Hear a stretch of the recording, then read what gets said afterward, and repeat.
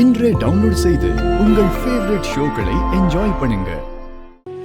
அண்ணே, உங்களை சுத்தி என்னதானே நடக்குது? பாரதி என்னை நடந்ததெல்லாம் சொன்னாங்கண்ணே. அதை கேட்டு நான் பதறி போயிட்டேண்ணே. தவக்கல, என்னை பத்தி எல்லா விஷயமும் தெரிஞ்ச பாரதி என்ன காரணத்தினாலேயோ எதையும் என்கிட்ட முழுசா சொல்லாம கண்ணாம்பூச்சி ஆடிக்கிட்டு இருக்காங்க.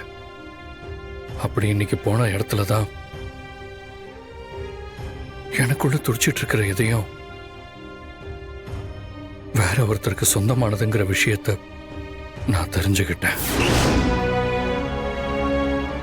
என்னென்ன சொல்றீங்க? நீங்க சொல்றத கேட்கறதுக்கு எனக்கு தலையெல்லாம் சுத்துதுண்ணே. இப்ப எனக்குள்ள துடிச்சிட்டு இருக்கிற எதையும்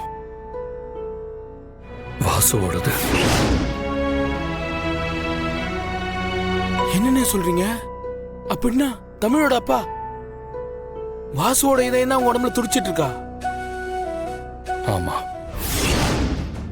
இதுல ஆச்சரியமான விஷயம் என்னன்னா, பாரதிக்கு எல்லாமே தெரிஞ்சிருந்தோம் இத பத்தி எதுவுமே அவங்க பேசாம இருக்கிறது தான்.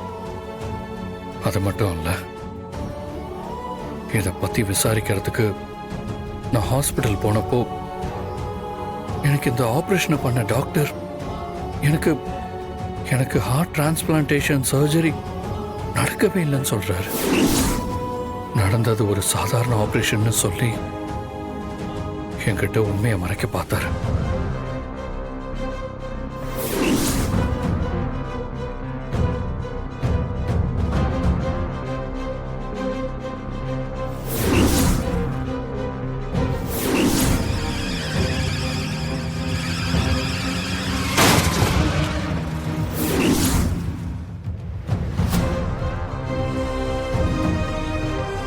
இது கிணறு வெட்ட பூதங்களம்ன கதையா?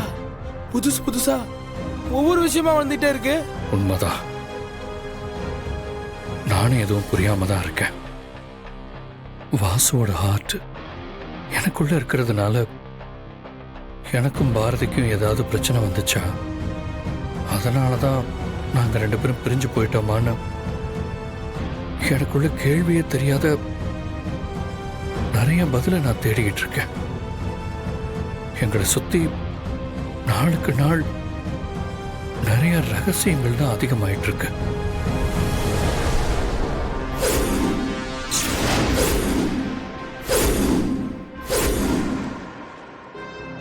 அண்ணே, தவக்கல, அவருக்கு மாத்திரையை டைமுக்கு மறக்காம கொடுத்துருங்க. அண்ணே, உங்க நிலைமை எனக்கு புரியுதுண்ணே.